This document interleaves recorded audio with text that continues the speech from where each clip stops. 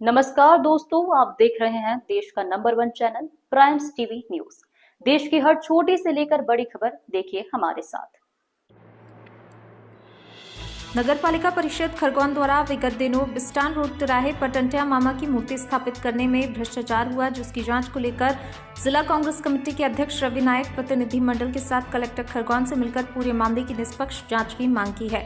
इस अवसर पर पत्रकारों के सवालों के जवाब देते हुए कहा कि नगर पालिका परिषद खरगोन की 24/9/2025 को PIC की बैठक में संगमरमर, पत्थर या धातु की मूर्ति लगाया जाना तय हुआ था। विज्ञप्ति भी नगर पालिका परिषद खरगोन ने धातु या पत्थर की मूर्ति हेतु निकाली गई। कलेक्टर कार्यालय खरगोन द्वारा भी नगर पालिका परिषद को पत्थर अथवा धातु की मूर्ति लगाने का निर्देश दिया गया था।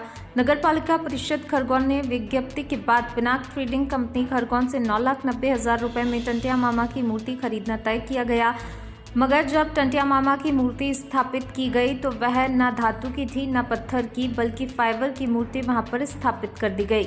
उन्होंने आरोप लगाया कि जब मूर्ति संबंधित फर्म से नगरपालिका परिषद ने प्राप्त की और उसका भौतिक सत्यापन किया होगा, तब भी नगरपालिका परिषद ने इस और कोई ध्यान नहीं दिया। इसका अर्थ है कि नगरपालिका परिषद में इस कार्य हेतु जिम्मेदार लोगों ने जानबूझकर इसमें भ्रष्टाचार किया है, जिसको लेकर समाचार पत्रों में भी समाचार प्रकाशित हुए।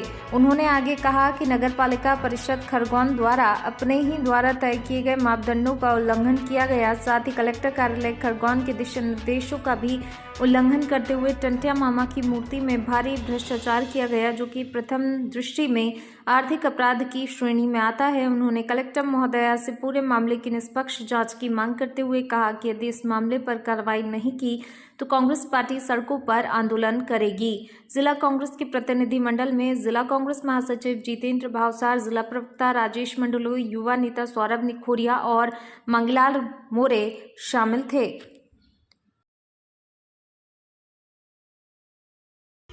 किस तरह का आरोप लग गया है, क्या मांग करी आप?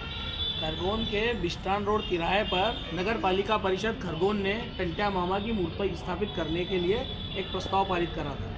PIC की बैठक में तय किया गया था कि या तो संगमरमर के पत्थर की मूर्ति लगेगी या धातु की। वही जब नगर पालिका ने विज्ञप्ति निकाली तो उसमें भी ये कहा गया कि या पत्थर की या धातु की मूर्ति लगाने के लिए विज्ञप्ति निकाली गई। कलेक्टर खरगोन ने जब पूरे मामले में उनको भी सब संज्ञान में आया तो उन्होंने भी आदेश दिया था कि मूर्ति पत्थर की लगेगी या धातु की। लेकिन जब मूर्ति वास्तविक रूप में लगी तो वो ना पत्थर की थी ना धातु की, वो फाइबर की मूर्ति लगा दी। इसमें पूरा भ्रष्टाचार हुआ है।